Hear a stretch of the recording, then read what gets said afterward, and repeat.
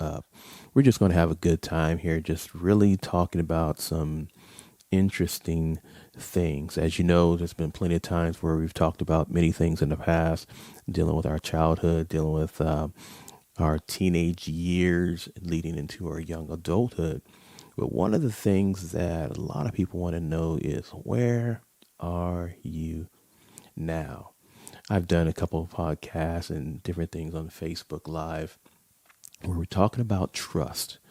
And we've done some excerpts on that, which we will continue. But one of the things people want to know is, what about that installment? Are you going to finish that installment? And yes, we are finishing the installment. The installment is going to be very truth telling, very transformative, very transparent, because it is about some of the mistakes, choices, and things that I've made to lead me to where I am now. And a lot of times we do some things, we make hasty decisions, we make very interesting, thought provoking ideas that they're just out of a different space.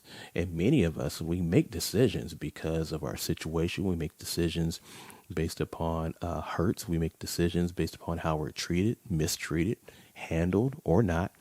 Make decisions out of loneliness. And not every decision that we make is a good decision. It might be a good idea, but they're not always a good decision for all of us to make. And until you bring people into your life that really not necessarily just hold you accountable, but love you, you know, those kind of people that will pat you on the back when you do a great job, but also kick you in the rear end when you know you need it. Those type of people are the type of people you need in your corner. And sometimes with how you've been treated in your life can cause you to have what is called a hardened heart. And when you have a hardened heart, you don't want to listen to somebody. You don't want to listen to anybody, matter of fact. And in other times, sometimes you alienate yourself. You become private. You become isolated. You isolate yourself in your apartment, in your home, maybe in your car. Maybe you wrap yourself up in your work. You turn off everything. You're not a part of it. Nothing. You're not calling back anybody. You don't respond to text messages or emails, and you just stay silent.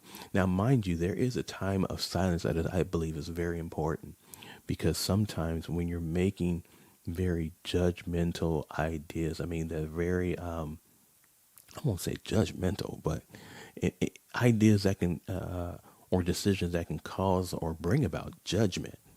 You know, sometimes there are some things that you go through alone.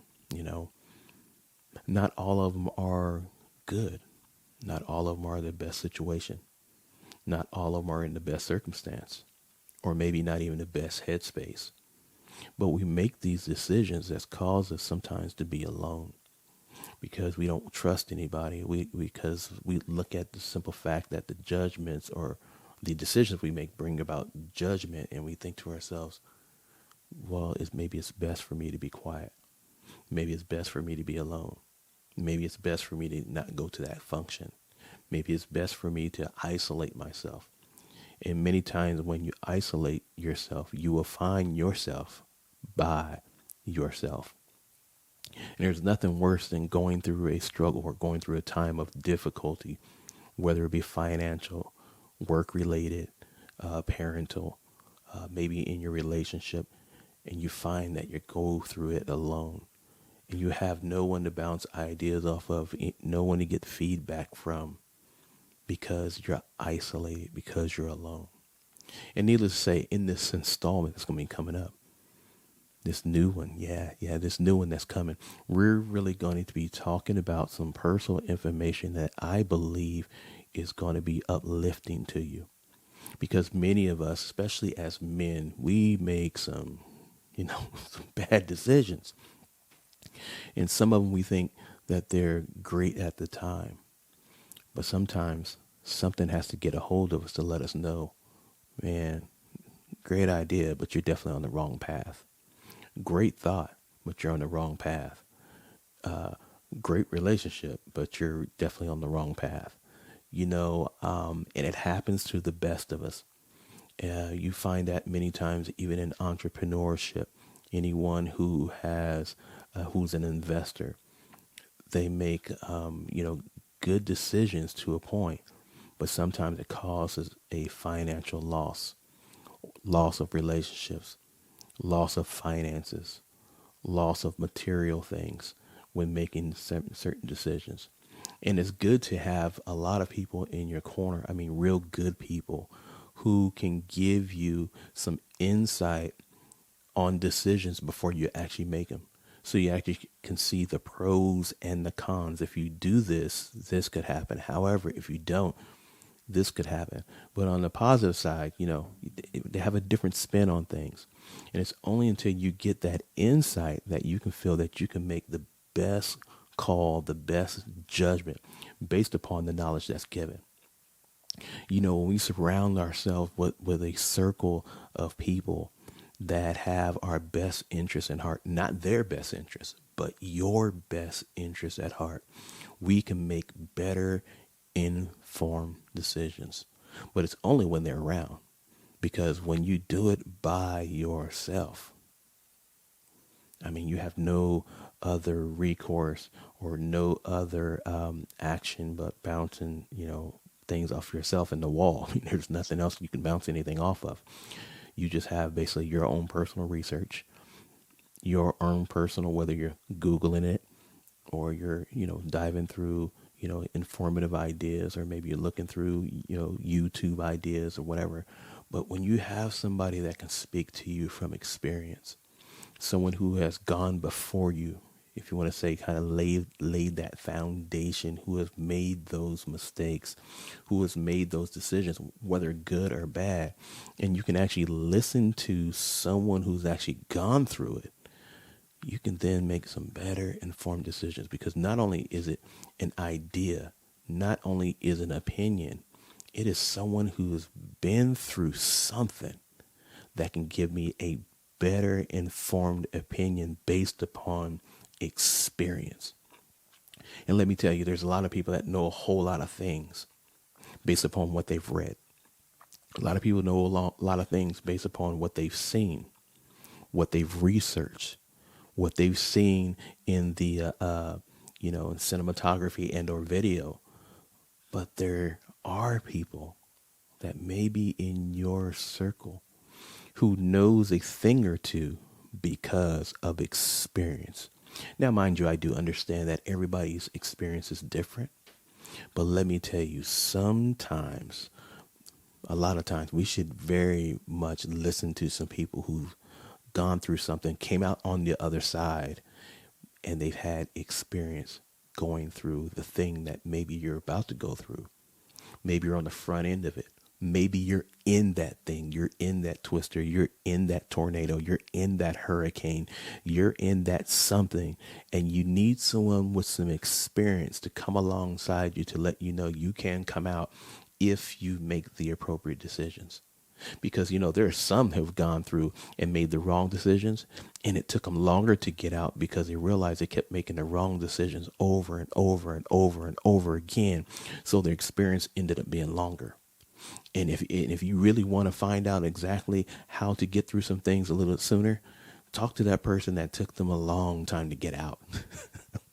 And when they really share with you, if I would have known that doing this or making this decision over and over and over again was going to cause me a long time to get out, I would have made or corrected my decision. I would have corrected my location.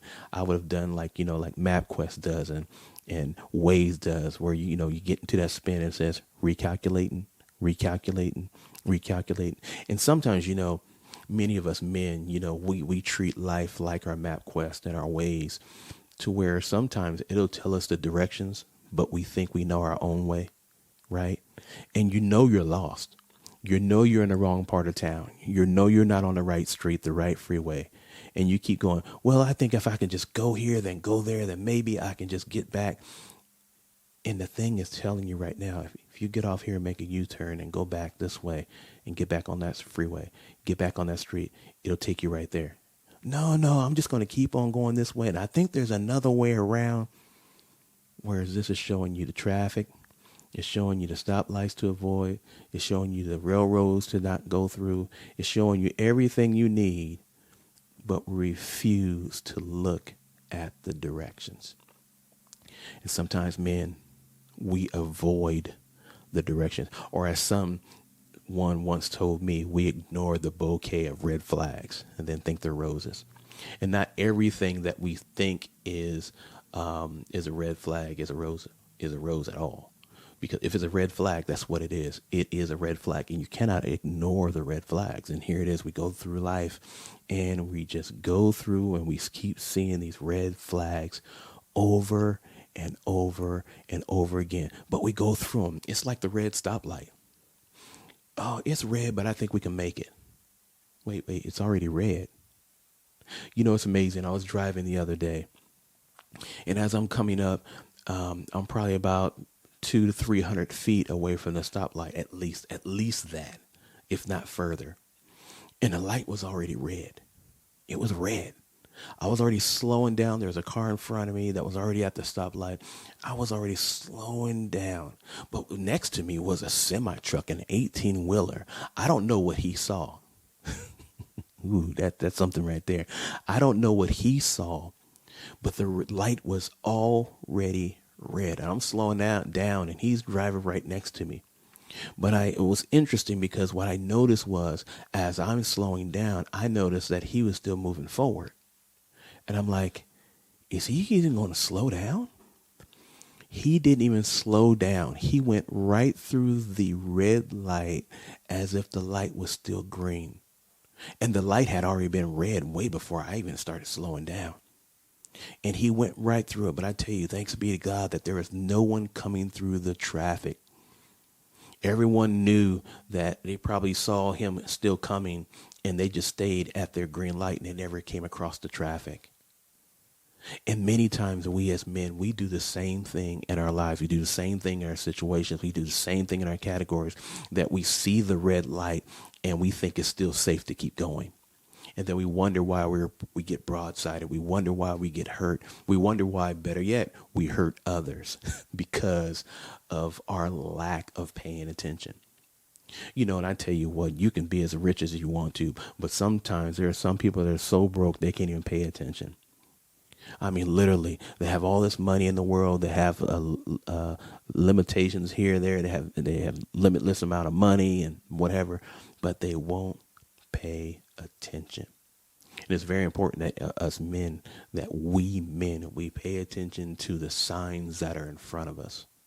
Whether it says detour, whether it says slow down, whether there's a yellow light, whatever that is, we have to pay attention to the signs. And it's only when we pay attention to the signs that we can make informed decisions moving forward. We can move forward in a lot of different things that we're doing.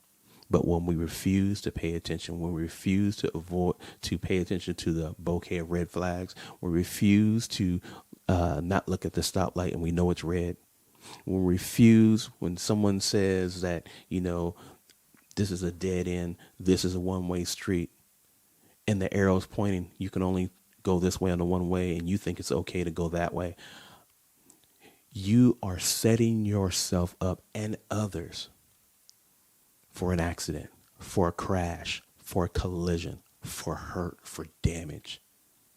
And you know what? It's not always in the physical. Sometimes the damage we cause is mental. Sometimes the damage that we cause is psychological, socially. And we hurt people when we don't pay attention.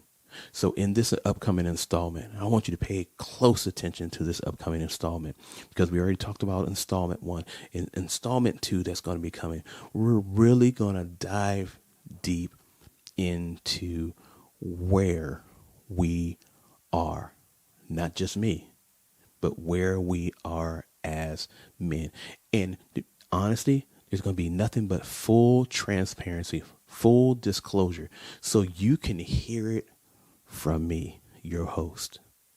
But until then, take care. And as always, be blessed.